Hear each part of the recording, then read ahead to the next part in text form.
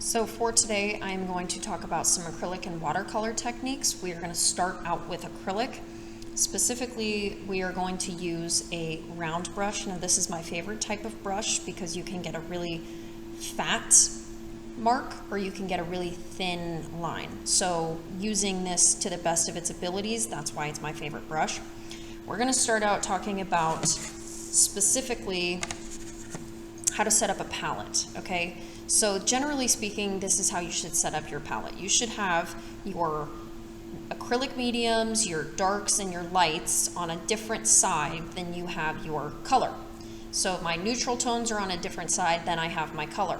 And the reason I do that is because when I tint and shade these things, I can see clearly where it's going to have the original color, the color that I make, and where we got our tint and shade from. With this particular example, I am going to grab my palette knife, and right now I am going to do a shade. So when I'm doing a shade, I'm taking a little bit of my color, then I'm going to take a tiny bit of black, okay? Now black is very much overpowering, so really not much at all. I'm gonna add that to my paint, I'm gonna mix it up.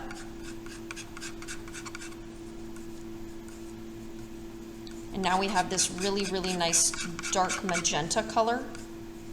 Okay, if we want to lighten that, and we want to lighten this color, and we want to do a tint, then we are going to take a little bit of white. Now you want to take more white than you would with the black, because white is not quite as powerful. So we're going to mix those two together. And now we have a tinted version of our original color. Just from adding white and black, we have already two new shades. And we can combine any combination of these. I can add a little bit of this and create kind of a more muted version of our magenta, okay? We can add a little bit of a different color, and we can create lots and lots of tonal range within this. First, we're gonna start out, and I'm gonna show you with my round brush. Right now my paintbrush is dry. I'm going to take a little bit of my tint. Okay, I'm going to wet my paintbrush. Notice how I am just getting it on the bristles and I am not getting it on the hilt. I am going to apply this. This is my tint, okay? And if I want to lighten it, most of the time it's good to mix on your palette. Sometimes it's good to use a paintbrush to mix, depending on how much of a color you want. If I want more of a color, then I would use my palette knife, but if I just want a small amount of a color like I'm doing right now, then it's okay to use your brush to mix. So this is what it looks like if I was going to tint something. If I'm going to shade something, that is going to be adding black, so that's this right here, okay? And I'm going to take a little bit of that black on my paintbrush, and I'm not really cleaning it off in between. If you want to clean it off in between, you are doing that so that you're not changing the color based on what color is left over. So this is my kind of dark area. If I want to darken that even more, I'm going to add a little bit more of the dark shade to that. Okay, so that's kind of how we would shade a color. When we are using acrylic, we want to make sure that we are layering that acrylic. And the reason I say this is a pretty thick paint, and this is one layer of it. However, we are still seeing a lot of canvas underneath, and it's not having the richness that acrylic can really bring to us, okay? Next one I'm going to talk about is an acrylic medium, okay?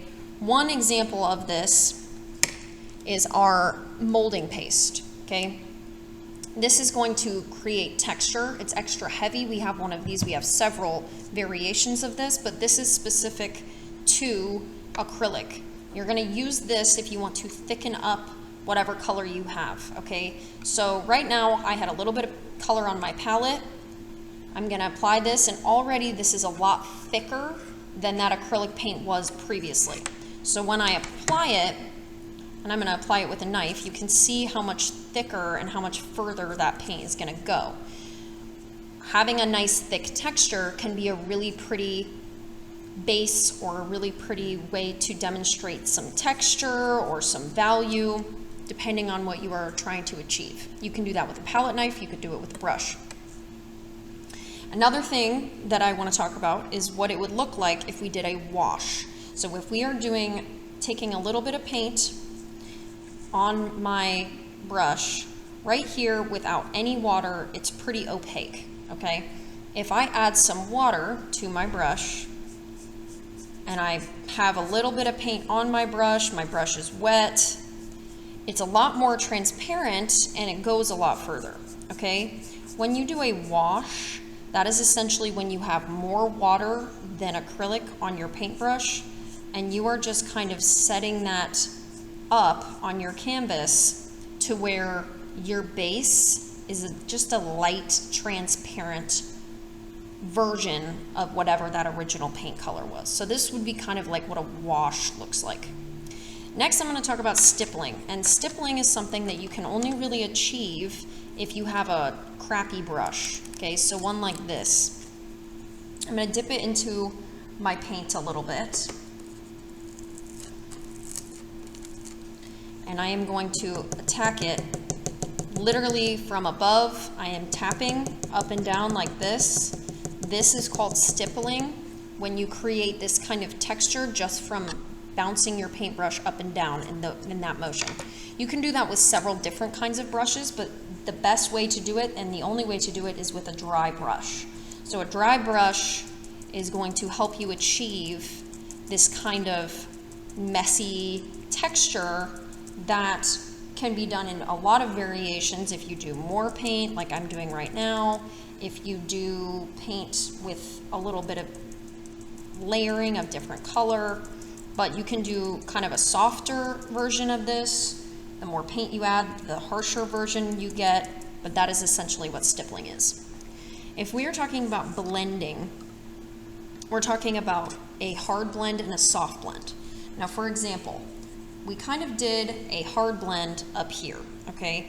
Hard blend is more like stripes, or more like putting color almost next to each other.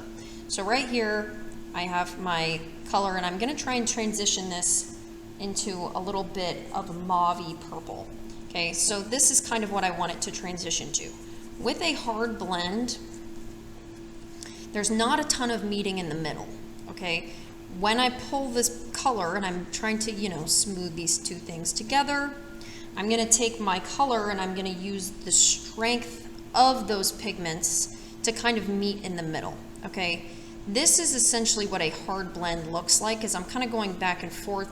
I'm pulling that color, and it's kind of automatically mixing. Now this is starting to become a little softer, so I'm gonna make it a little bit of a harder blend by adding a little bit more of my original pigment. So putting colors next to each other like this, and almost like, doesn't necessarily have to be a stripe, but without mixing them back and forth, would be considered a hard blend.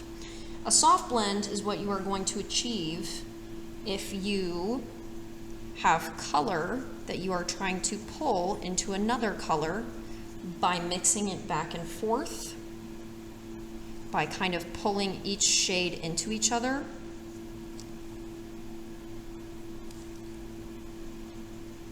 Right now I'm doing this kind of brush stroke. You could use a flat brush, something like this, and you could kind of pull the paint down. Okay, but we want to make a nice gradient, so I'm going to add a bit more white. And this is looking a little bit better, but a little bit more like a hard blend. I could take my flat brush again,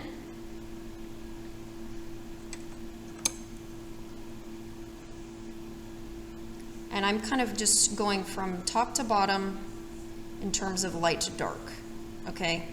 I'm also gonna add a little bit more of a dark color because I wanna have a little bit more of a vibrant, soft blend. So I'm just kind of taking that and pulling it down.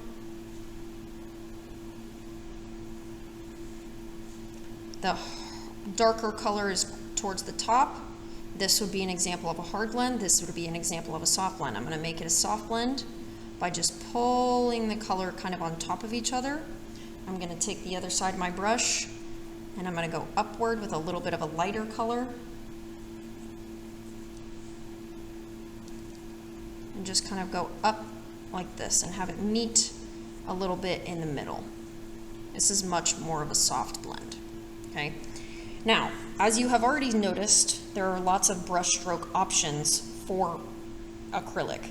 You can do any combination of brush strokes. If I want to get a nice clean line, I could use a flat brush, I could use the edge of a round brush, I can create long kind of strokes that are skinny, okay?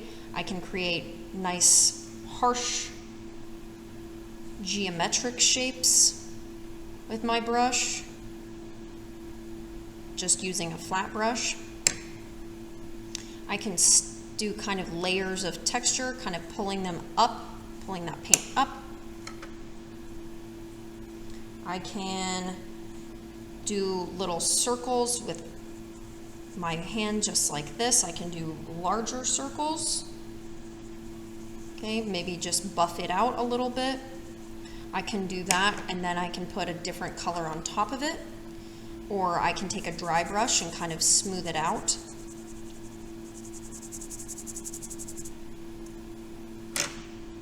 If I want to do color on top of it, I can stipple in this kind of angled way. I can do lots of individual lines to get that a nice clean stroke. If I add a little bit of water, that color will desaturate, but it will go a little bit further.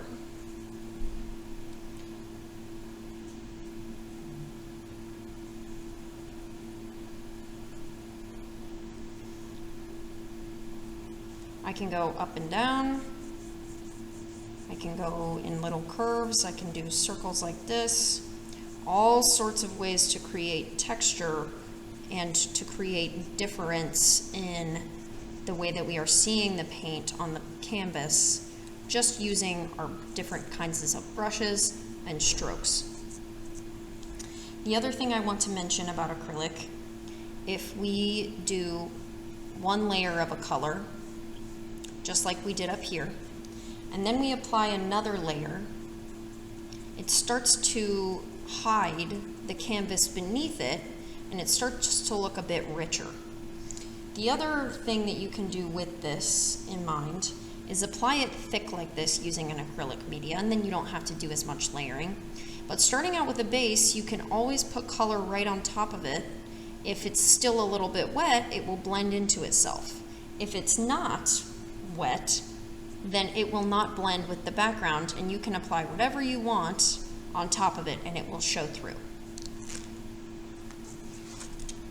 So now we are going to talk about some watercolor techniques. Specifically, when you are using watercolor as opposed to acrylic, you want to go from a light color to a dark color. This here, I took a light color and I put a dark color on top.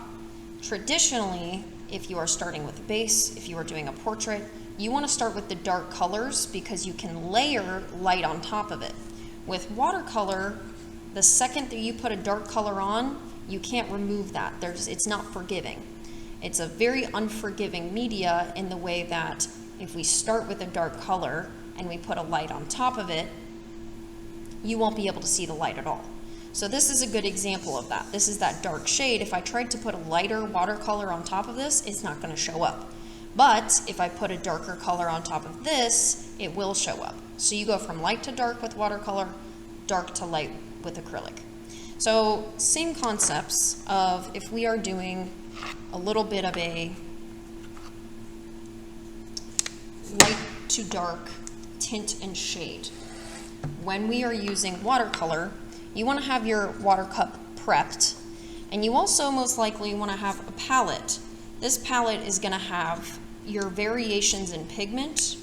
I'm going to do a little bit of water in this one just to kind of start out. This paint palette should only be used for watercolor. Otherwise, if you have acrylic here and it stains, it's not very easy to use and it's not very easy to get rid of.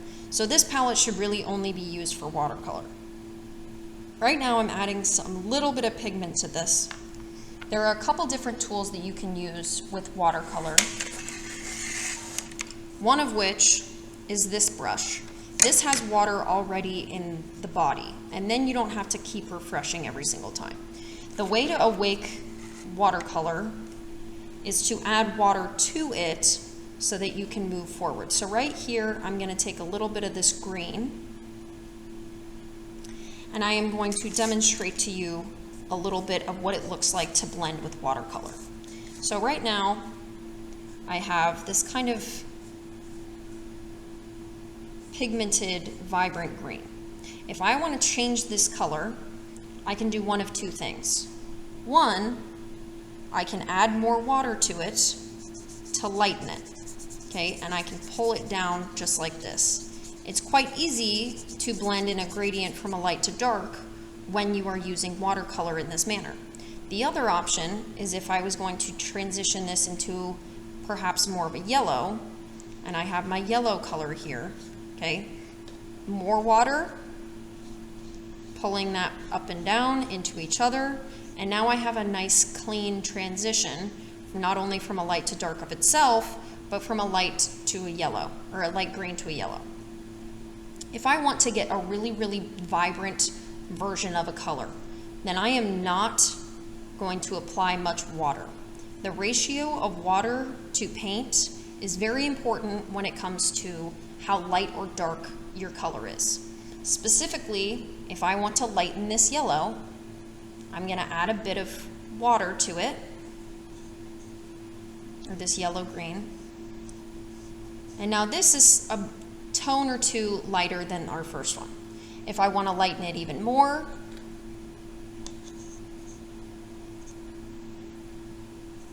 add a bit more water. And now this is a very, very light version of that color. When I am talking about something that is wet on wet, I am going to apply water to my base. You can either apply just water, or you can apply water with a little bit of pigment on it. But regardless, when you are doing the wet on wet technique, your base needs to be very, very saturated with water. The next thing I'm going to do to demonstrate this technique is I am going to drop a couple of things of color on top of here, and you can kind of see how that moves. We can kind of layer it like this, and it's already going to move a little bit. The more water and the more pigment that I add, the more unique this composition becomes. I can add a different color with more water. Right now I'm just doing dots. I can layer color like this. I can add a different color next to it, and it's going to have this nice unique blend that is not achievable with acrylic. It's specific to watercolor. And this kind of moves on its own because of the water that's underneath it. If I am going to do a wet on dry technique, then I have to have my paper is dry or my base is already been dried out. So this has already been dried out, so I'm going to add a little bit of pigment on my brush. This example, the paint is not moving underneath. So the blue is moving, but the purple is not.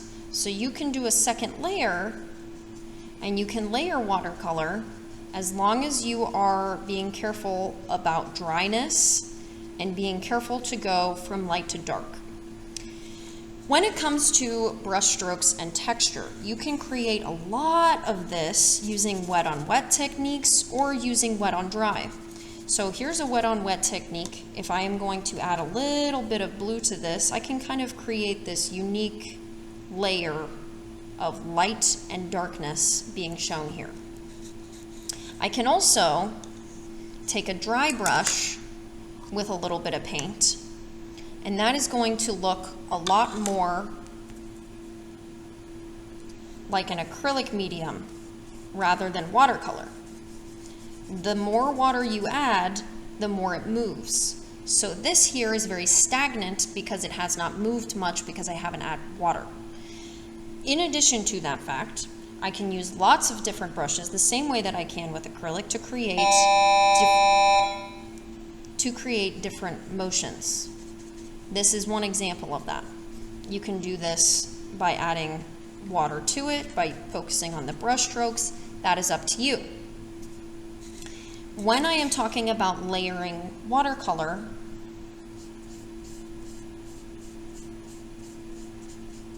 you want to make sure that whatever you have sketched out underneath is done lightly, okay?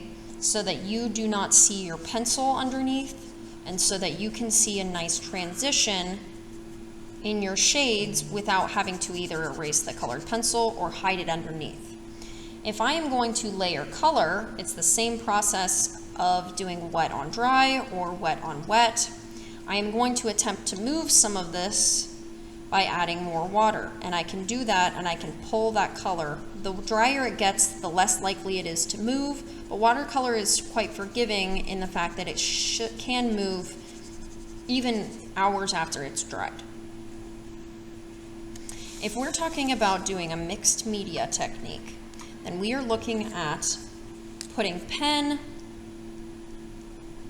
putting colored pencil, or any other media on top of what we have dried for watercolor. This is very easy to do because it's not very thick, and so we can do layers and layers of different things. If we are thinking about using watercolor pencils, it will first look like a regular colored pencil, but when we add water to it,